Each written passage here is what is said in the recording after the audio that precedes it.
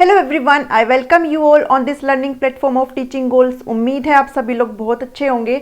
आज के इस वीडियो में मैं आपके साथ लर्निंग की थ्योरी डिस्कस करूंगी। आज से आपकी जो लर्निंग की थ्योरीज की सीरीज है वो स्टार्ट मैं कर रही हूँ, तो आप लोग जो है इसको अच्छे से देखना क्योंकि यहाँ से क्वेश्चन आते हैं। ठीक है, चाहे आप किसी भी टीचिंग एग्जाम्स के लिए प्रिपेयर कर रहे हो, लर्निंग की थ्योरी जो है ज़रूर आती है। स्पेशली आपका जो रीट एग्जाम है, एचटेट है, इनमें जो है ये थ्योरीज पक्का से पूछी जाती है और सीटेट में भी आती है। तो आप यहाँ से जो है कंटिन्यू इस वीडियो को आप देखिए, आपको अच्छे से ये समझ में आ जाएगा। ठीक है, आज बात करेंगे ट्रायल एंड एरर थ्योरी से।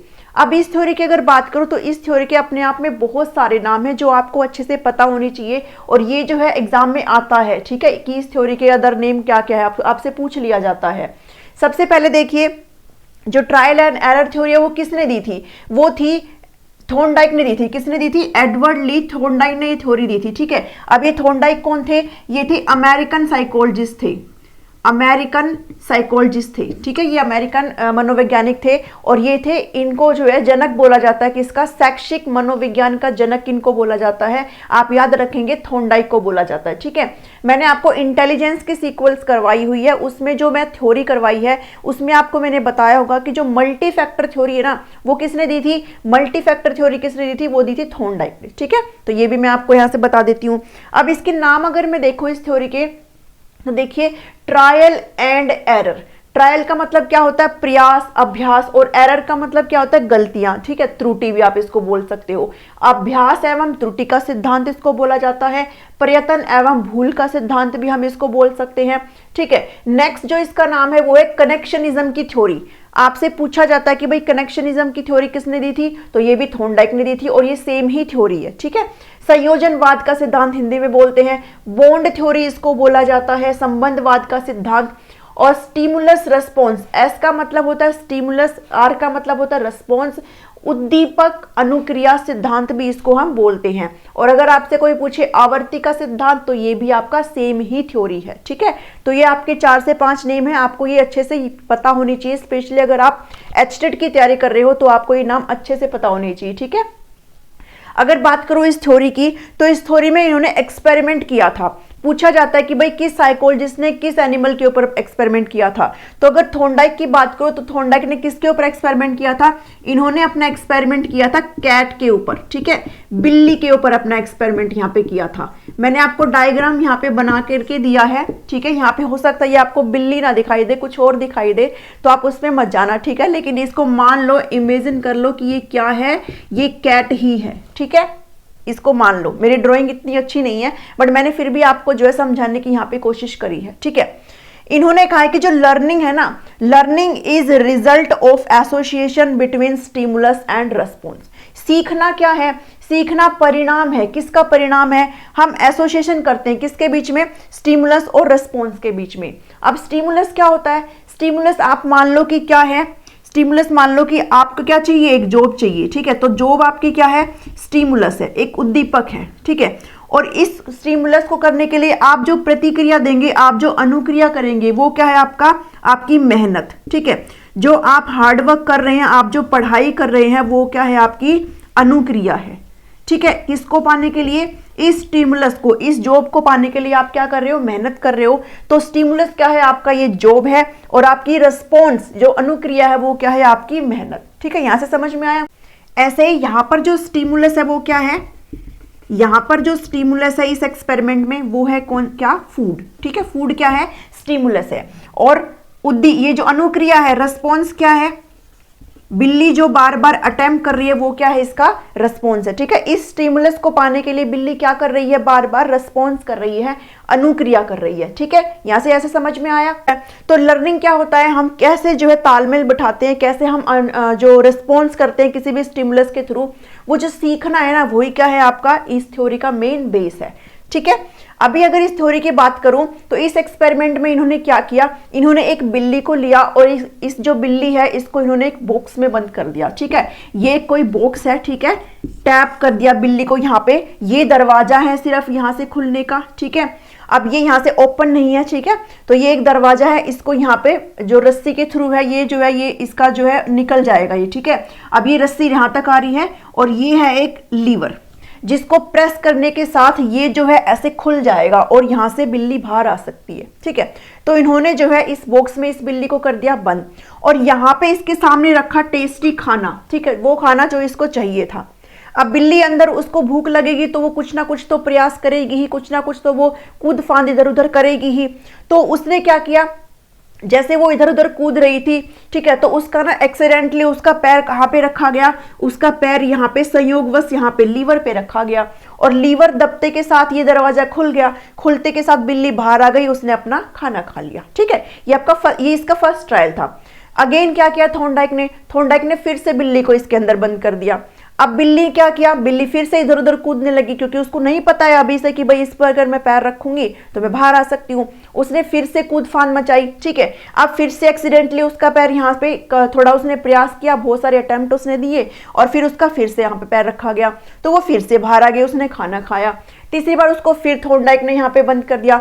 ऐसे ही जो है इसने बहुत सारे मल्टीपल अटेम्प्ट्स किए और एक टाइम ऐसा आया जब बिल्ली को पता चल गया कि अगर मैं यहाँ पे इस लीवर पे अगर मैं पैर रखूंगी तो ये दरवाजा क्या हो जाएगा, खुल जाएगा। ठीक है, तो ये क्या है, बेसिकली इसने बहुत सारे ट्रायल किए, इसने बहुत सारे अटेम्प्ट्स किए। ठीक है, इसने बहुत सारी बार क्या करी, कोशिश करी, उससे गलतियां भी हुई, उसको पता नहीं चला कि हाँ भाई यहाँ पे पैर रखने से, लेकिन at the end of time उसको ये पता चल गया और उसने एक ऐसा अटेम्प्ट भी आया जब उसने सीधा इस पे पैर रख दिया और ये दरवाजा अपने आप खुल गया। ठीक है, तो यही है इस थ्योरी का मेन बेस। इसमें थॉर्नडाइक कहते हैं कि बच्चे जो है वो गलतियों से सीखते हैं। बच्चे जब सीखते हैं तो बहुत बार वो ट्रायल करते हैं, बहुत बार वो अभ्यास करते हैं, गलतियां करते हैं और उन्हीं गलतियों से बच्चे क्या करते हैं, सीखते हैं। ठीक है, तो इसीलिए इस थ्योरी का क्या नाम है, ट्रायल एंड एरर थ्योरी है।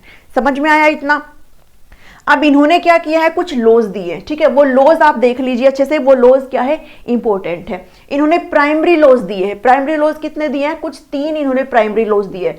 पूछा जाता है एग्जाम में कि प्राइमरी लॉज थॉर्नडाइक ने कितने दिए हैं, वो दिए 3। आपसे क्वेश्चन ऐसे आ सकते हैं, आपको ये पूछ लेगा कि भाई इसमें से कौन सा प्राइमरी लॉ नहीं है, तो 3 ये डाल देगा और एक जो है सेकेंडरी में से उठा के डाल देगा। ऐसे क्वेश्चन आए हुए हैं एग्जाम में। ठीक है, तो आपको अच्छे से याद रखने हैं। प्राइमरी लॉज है 3, ठीक है, जिनको आप मुख्य नियम भी बोल सकते हो। मुख्य सीखने के प्राइमरी जो नियम है वो 3 मुख्य है और जो सेकेंडरी जिसको आप गौण नियम बोल सकते हो, ये कितने हैं आपके, ये है 8। ठीक है, ये बाद में डिस्कस करेंगे, पहले हम इन 3 लॉज को डिस्कस कर लेते हैं। सबसे पहला लॉ है लॉ ऑफ इफेक्ट, यानी कि प्रभाव का नियम। ठीक है, प्रभाव का नियम। अब इसमें क्या होता है, इसमें इन्होंने बताया है कि ये जो बिल्ली है, ये बिल्ली जो है तब तक ट्रायल करेगी, ठीक है, जब तक उसको क्या नहीं मिलेगा, एक सेटिस्फेक्शन अंदर से नहीं मिलेगा। बिल्ली ने यहाँ पे क्या लीवर प्रेस किया, बाहर आई, खाना खाया, उसको क्या हुआ, एक आंतरिक संतुष्टि हुई, उसको ये काम करने में क्या सेटिस्फेक्शन हुआ। तो नेक्स्ट टाइम उसने फिर से कोशिश करी इसको दबाने की। ठीक है, कैसे ना कैसे करके वो बाहर आई, उसने कोशिश की, उसने सोचा, उसने ऐसे उछल कूद मचाई कि भाई हाँ मैं कैसे भी करके इससे बाहर आऊं। क्यों? क्योंकि उसको वो खाना चाहिए। ठीक है, उसको वो सेटिस्फेक्शन चाहिए कि हाँ मुझे ये खाना चाहिए। तो ये क्या है, इसमें थॉर्नडाइक क्या बोलते हैं कि बच्चा जो है ना कोई भी काम तब तक करेगा जब तक उसको क्या सेटिस्फेक्शन मिलेगी। ठीक है, जब उसको किसी भी काम को करने में सेटिस्फेक्शन नहीं मिलेगी तो उसका जो लर्निंग का प्रोसेस है वो भी अच्छा नहीं हो पाएगा। बेसिकली क्या है, ये जो सेटिस्फेक्शन ही है ना, ये उस जो बच्चा है उसको क्या करके रखती है, मोटिवेट करके रखती है। तो अगर आपसे कोई पूछे भाई मोटिवेशन वाला कंसेप्ट किस लॉ से रिलेट करता है, तो मोटिवेशन वाला concept effect, law of effect से रिलेट करता है। ठीक है, ये जो सेटिस्फेक्शन है ये बच्चे को प्रेरित करके रखती है कि बच्चा क्या करे, बच्चा प्रयास करता रहे। ठीक है, नेक्स्ट है लॉ ऑफ रेडीनेस। रेडीनेस का मतलब होता है तत्परता। तत्परता का मतलब क्या है, अगर मैं यहाँ पे बिल्ली को खाना दे रही हूँ तो बिल्ली को क्या चाहिए, खाना चाहिए ना, तभी तो वो यहाँ पे कोशिश कर रही है, तभी तो यहाँ पे वो अटेम्प्ट दे रही है बाहर निकलने के लिए। अगर बिल्ली को ये खाना चाहिए ही नहीं, बिल्ली रेडी ही नहीं है, उसको चाहिए ही नहीं है खाना, उसको पसंद ही नहीं है खाना, तो क्या बिल्ली कोशिश करेगी बाहर आने की? नहीं, वो एक कोने में आराम से पड़ी रहेगी। ऐसे ही बच्चा अगर सीखने के लिए रेडी है तो ही बच्चा सीख सकता है। अगर बच्चा सीखने के लिए तत्पर है ही नहीं तो बच्चे को कोई नहीं सिखा सकता। ठीक है, ये है इस नियम का मतलब। नेक्स्ट है एक्सरसाइज। एक्सरसाइज का मतलब है प्रयास। अब ये बहुत ईजी है, इसके अंदर आते हैं आपके 2, law of use and law of disuse. Use का मतलब है कि अगर आप किसी भी चीज में प्रैक्टिस अगर आप कंटिन्यू कर रहे हैं तो वो आप जो है उसमें और भी ज्यादा स्ट्रोंग बन जाते हैं। कैसे? जैसे बिल्ली इसमें बार बार अटेम्प्ट कर रही है, बार बार अटेम्प्ट कर रही है। एक टाइम ऐसा आया कि उसको पता चल गया। क्यों पता चल गया? क्योंकि वो बार बार जो है एक तरीके से ना अभ्यास कर रही है, ठीक है। एक तरीके से उसको पता चल रहा है कि हाँ, मैं कुछ ना कुछ तो ऐसा कर रही हूं जिसके दबने से ये दरवाजा खुल रहा है। और ऐसे ही कंटिन्यू प्रयास करते के साथ उसको एक टाइम पे पता ही चल जाता है कि इस लीवर को प्रेस करने से अगर मैं इस पे पैर रखूंगी तो ये दरवाजा खुल जाता है। तो ये क्या है? लॉ ऑफ यूज है।